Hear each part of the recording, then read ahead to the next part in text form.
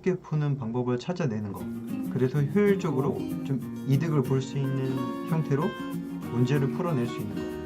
네, 일반적으로 그냥 변수에 뭘 대입하고 뭘 써내려가고 하는 거를 통상적으로 모두 다 알고리즘이라고 그렇게 생각을 하진 않고, 그러니까 어떤 좀 복잡하거나 패턴이 있는 문제, 기본 프로젝트를 하나 만들어 볼게요. 아, 네, 체크 감사합니다. 비니님은 이빈님이신가? 어떻게 알고 오신가요? 카페에서 오신 건가요? 아, 강좌 검색하다가 그게 나와요? 오, 신기하네. 네, 그러시군요. 알고 원. 그럼 기본 구문을 먼저 쓰고, 너무 간단한 걸로 예를 들면 a의 값을 처음에는 1도 하고 그 다음에는 2도 하고 그 다음에 3도 하고 그 다음에 5도 하고 6도 하고 7도 하고 그러면은 그런 문제가 있다고 친다면 10까지 더하면 55겠죠?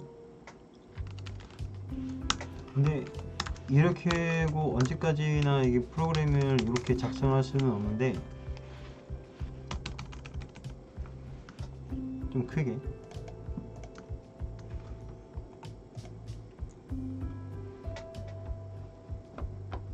카페 방송 시간이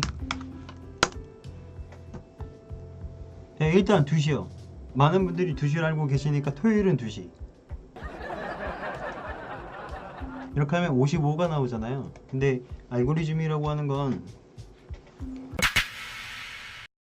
이제 동일한 형태에서, 이런 형태에서 좀 규칙을 찾아서 이런 수치들이 더해야 되는 수치들이 많아도, 그러니까 균형적으로 일률적으로 동일한 규칙에 의해서 많아진다고 할지라도 이거를 모두 다 커버할 수 있고 좀 더 효과적으로 만들 수 있는 걸 얘기하는 거죠.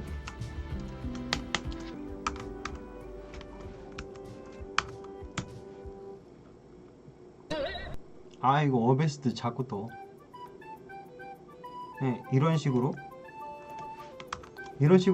좀 더 간편하게, 좀 더 규칙적으로, 그리고 좀 더 효율적으로, 만약에 이게 10이 아니고 1000만 그렇게까지 더하고자 한다고 하면 여기서는 이 노가다로 할 때는 엄청나게 이제 길게 쭉 한 줄 한 줄 다 써야 되는데, 알고리즘으로 할 때는 이 숫자만 1000이나 만으로만 바꿔주면 가능한 거니까 이제 이런 걸 알고리즘의 초성이라고 하죠.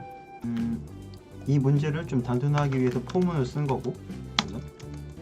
포문을 쓴 거고, 얘는 여기는 숫자만큼 얘가 회전을 하면서 계속 이 반복문을 두면서 a에다 값을 더할 거예요. 많은 알고리즘들에서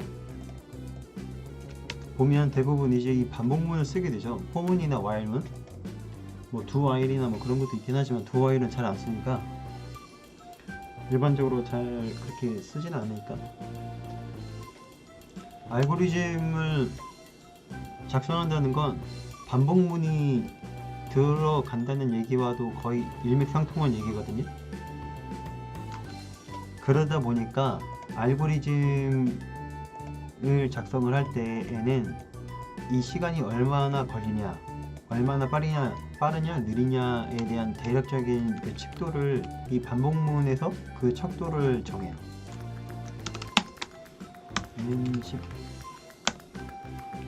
이라고 하죠. 여기다 값을 n으로 넣을 수가 있는데, 이 경우에는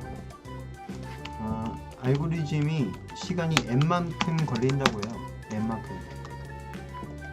n만큼이라는 건 이 숫자가 증가했을 때도 그냥 n이라고 할 수 있으니까, 이건 선형적으로 증가하는 시간이, 선형적인 시간을 필요로 한다고 이제 그렇게 얘기를 하거든요. 근데 그거에 대한 얘기를 다른 말로 뭐라고 하냐면 이제 빅5라 그래요. 빅5. 이 빅5 로테이션 뭐 그렇게 얘기하는데, 빅5라는 거는 이 알고리즘이 돌아가는 그 성능을 대략적으로 얘기할 수 있는 척도를 얘기하는 거고요. 이제 복잡도라고 나와 있는데, 이제 여기에 복잡도에서 5하고 숫자 1 나오는 게 있고,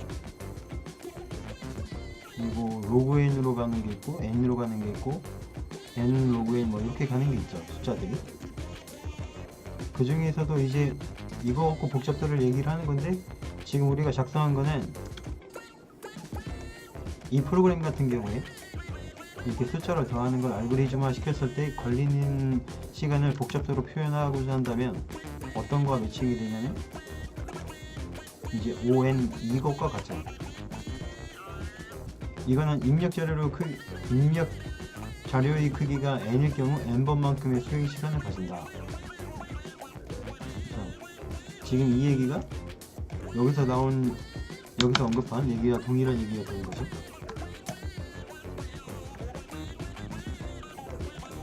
그렇죠.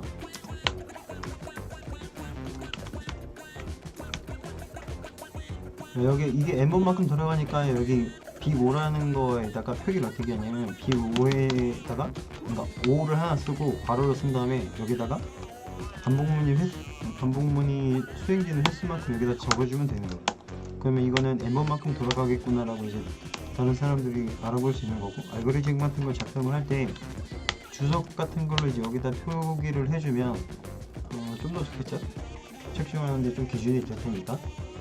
실제 알고리즘 같은 거 뭐 만들어서 배포하고 그럴 때 뭐 이런 측정 기준을 써놓기도 하고요.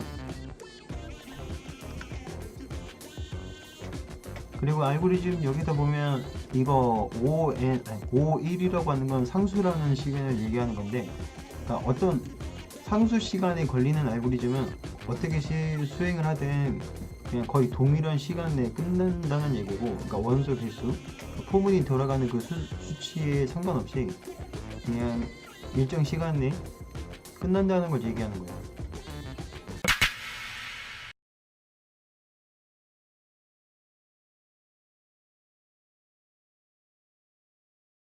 대부분 5.1로 가면은 대부분 빠르긴 한데, 그렇다고 이게 엄청 빠른 기준이 되는 건 아니고, 뭐 5.1이라고 하더라도, 그러니까 일정한 시간이 걸린다고 하더라도 그 일정한 시간 그 갭 차이가 엄청 클 수 있거든요. 시간 자체가 되게 오래 걸리는 일일 수 있어요.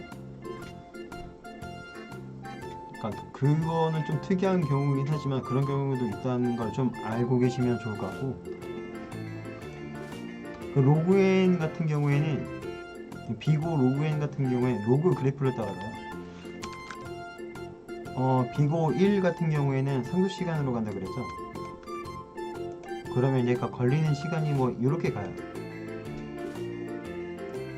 여기 있는 건 원소 개수, 그 반복문이 돌기 위한 원소 개수들, 그리고 이거는 걸리는 시간, 뭐 그 정도로 대강 표시한다고 하면 이 비고 1은 이렇게 상수 시간, 로그 n은 얘가 이렇게 갈 거예요. 그러니까 로그 n이라고 하는 건 처리해야 되는 그 원소 개수가 많아지면 많아질수록 더 느려지는 건 아니고, 초반에는 약간 올라가다가 그 다음부터 원소 개수가 많아도 나중에는 거의 일자로 유지되는 그런 알고리즘 성능을 얘기해요. 이런 알고리즘들은 어떤 게 있냐면 이분법으로 나뉘어지는 것들이 있어요. 그러니까 절반씩 나눠서 처리하는 알고리즘들. 그거 같은 경우에 로그 n으로 가게 되고, ON 같은 경우에 좀 전에 저희가 작성했던 거 같은 경우에는 얘가 원소 개수에 따라도 대부분 이런 성능을 보여요. 원소 개수가 많아지면 많아질수록 그거에 비례해서 걸리는 시간이 오래 걸리는 거. 일단 딴 거 말고